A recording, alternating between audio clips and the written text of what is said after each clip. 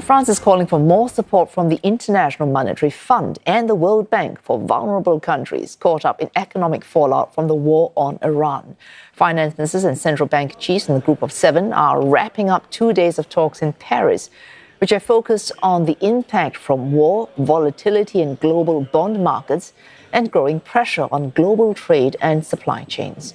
A fragile ceasefire in the Middle East barely holding after US President Donald Trump says he put on hold a planned attack on Iran at the request of Gulf leaders who believe that ongoing talks could still lead to a deal.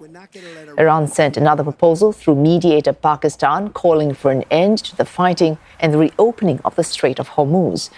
But this proposal leaves unresolved the vital status of Tehran's nuclear program.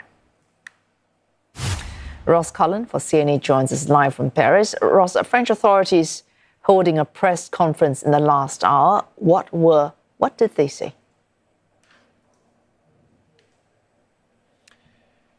Yeah, that's right, Wei Su. That press conference has just finished here in the French Finance Ministry. I was inside for the news briefing from Roland Lescure, the French Finance Minister, and the Central Bank Governor of France was there as well. The French Finance Minister saying that there has been a serious impact from the war, particularly on the fertilizer market, spoke at length about food security and food vulnerability, saying that the G7 members are calling for the Strait of Hormuz to be open, for a normalization of trade flows to be implemented in order to be able to reduce imbalances, he said, reduce reliance on China. And we can come to that in just a moment regarding rare earths.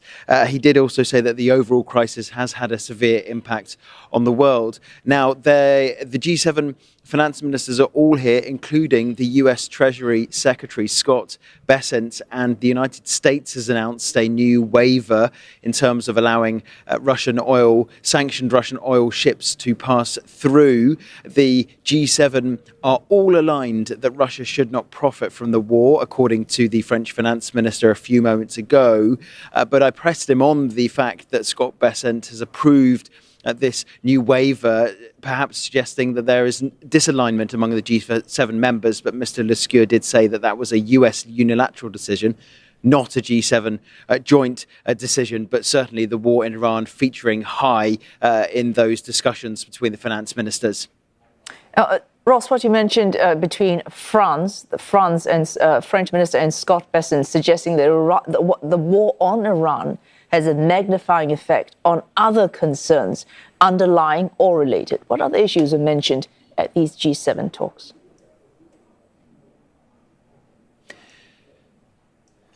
China came up, Wei Su, in terms of the monopoly the French finance minister said that Beijing has when it comes to rare earths. The French finance minister, Roland Lescure, saying that we must reduce a reliance on China.